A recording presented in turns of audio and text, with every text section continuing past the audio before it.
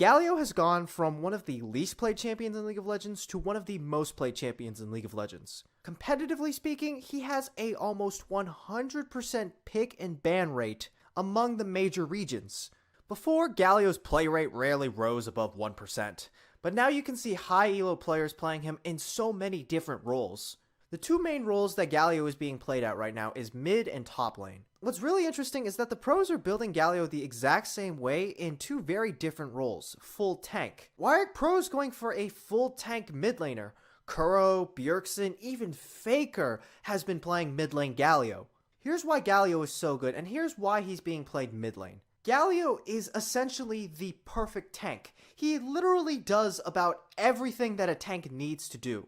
There's an old saying in League of Legends, if a champion is meta in more than one role, that champion is probably overpowered. Galio can be used in 4 roles and is currently overused in 2. There are 5 main characteristics that make tanks good. Most tanks have 2 or 3 of these traits and excel at 1 or 2 of them. Galio, on the other hand, he's got all 5. Tankiness, engage, mobility, wave clear, and peel. Galio's W alone accounts for 3 of these important characteristics. His W gives him % damage reduction, which makes him really tanky. It's an AoE taunt effect, which means you can peel and engage with it. His Q and passive provide wave clear and lane pressure, while his dash and his ultimate provide really strong mobility. So it makes sense as to why Galio is being picked and banned a lot in top lane, but why has he now transitioned into a mid laner? Not only has he transitioned into the mid lane, his build hasn't changed at all for the mid lane. The only real difference to this build is that you're rushing magic resistance as opposed to armor now.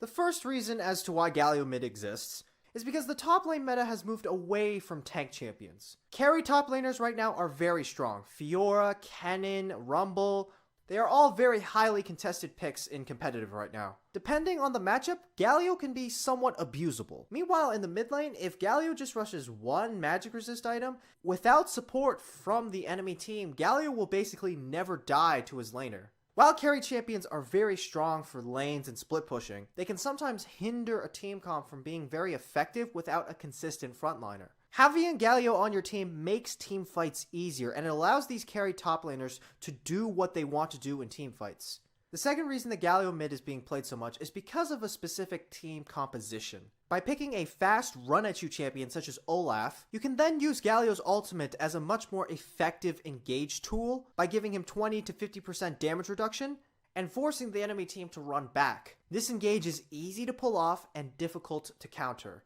If you're relying solely on Galio for your engage, it can be somewhat difficult to actually utilize this ultimate to its max potential. Most of the time, you're just going to be ulting in the middle of a team fight. Another reason as to why Galio mid is being played is because Galio's damage reduction scales off magic resistance. If you're in a lane where you're incentivized to buy magic resistance, you can more quickly scale up that damage reduction to make you more tanky. But the main reason that Galio mid exists is because of his ultimate. Galio's ultimate is a true lifesaver. 20 to 50% damage reduction along with a giant tank flying in with taunt dash justice punch, that's pretty hard to deal with. You can split side lanes, you can punish people for playing too aggressively, you can turn ganks around or coordinate with your jungler to make ganks. Maybe the enemy team is absolutely sure that they're about to get a pick off, but then all of a sudden this person gets a bunch of damage reduction and a Galio flying in to protect them. And in the end, no one on your team even ends up dying. That's a real tilter. Not only is Galio's ult good for protecting others, it's also good for protecting himself. It's a very long dash that cannot be interrupted without some hard form of CC. Think of Galio's ultimate similar to Shen ultimate, except that Galio's ultimate actually does damage and can knock people up. So why is Galio the only tank mid laner? Why not play Shen mid lane? Why is Galio the only one in the mid lane? That's because unlike other tank champions, Galio isn't just some fleshlight designed to take a pounding. He puts out a lot of pressure, and he can't get easily shoved in like other tanks. His base damages are nothing to fuck around with. He does a lot of damage for a tank early game, and he has good, safe, reliable wave clear. Now, here's the big question about Galio mid. If I don't pick a damage mid laner, won't I lose a lot of damage? Where's the damage on my team coming from if I have a tank mid laner? Yes, if you go to the extreme late game, or if you fall really behind, well, even someone like Faker is going to look pretty useless on Galio. But the point of Galio mid is to have a safety net for your team composition. When you have someone like Galio on your team, the laning phase becomes inherently easier because every single lane has their own guardian outside of mid lane. By choosing to have Galio on your team, your jungler is allowed to make much more risky, aggressive invades, dives, and ganks. In other words, Galio is meant to create enough map pressure that it snowballs your team into a position where either the late game doesn't occur or you're going into the late game with a good advantage. AD carries have also been gradually buffed up over the season, so now these hyper carries feel a lot like hyper carries again. So before we used to have Karma and Lulu protecting these carries, is it so weird that we have Galio protecting them now? For masteries, go 12-0-18. Galio isn't really mana hungry if you go with the Doran's Ring build. His mana costs are generally fairly low. As a tank who likes to get into the middle of teamfights, Courage of Colossus makes perfect sense on Galio. A slight variance that you can choose for on Galio is instead of going Insight, you can go for Fearless for a decent resistance buff in lane and in teamfights. Max QWE. Q is your primary lane tool and your best form of wave clear, so naturally you max it first. You max W second because the damage reduction that you receive goes up with every single point. For your build, either start Doran's Ring plus Pots or Corrupting Potion in order to be able to harass and stay in lane. For your first back, you can either purchase more Doran's Rings, a Dark Seal, or Corrupting Potion if you have yet to buy it. Generally speaking, you should have around 2 or 3 of these starting and follow-up items.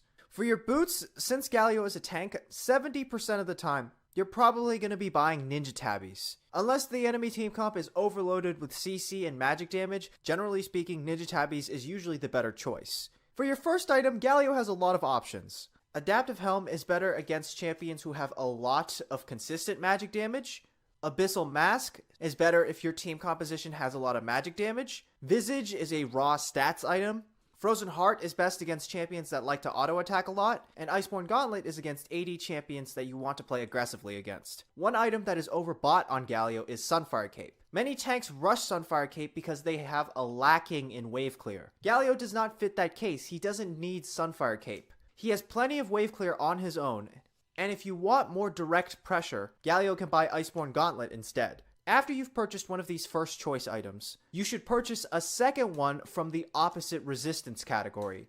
For the mid game, you can go Gargoyle Stoneplate, Randuin's Omen, or Thornmail. Stoneplate is every single mega tank's dream, but it's not very effective unless you have some HP and resistances first. Now that AD carries are much more effective again, Randuin's Omen has returned to the meta. And Thornmail? Well, it's Thornmail. You can't go wrong with Thornmail. For runes, go HP per level, Magic Resist Blues, Magic Penetration Reds, and Ability Power Quintessences. Galio has good base numbers and good AP scalings. By taking Ability Power, you're giving yourself a lot of early game pressure.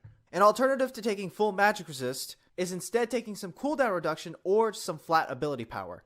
Now, if you're a mid laner who does not have good map awareness and you don't have a lot of experience playing tanks, then you probably shouldn't try to pick up Galio. A traditional mid laner's playstyle is much different from Galio's playstyle. A mage's playstyle is to wait safely and try to get their combo off. Meanwhile, Galio is just trying to be at the front and the thick of everything. So it can be somewhat difficult to transition into that playstyle if you've never tried that before. However, if you have a lot of experience with tanks and teamfights and have good understanding of the map, then Galio might be perfect for you. Hard. Yeah, they're actually just looking to lock down Kuro. This is a dangerous one. Four-man taunt from Kuro. Mata stays alive for a long time. The box comes in. He's still not dead. Marin looking for it. Finds the kill, but has he overextended? They've already got 2 kills. A freak of freaks. Still looking good. But that was massive from Kuro and questionable from KT to go straight for the Galio.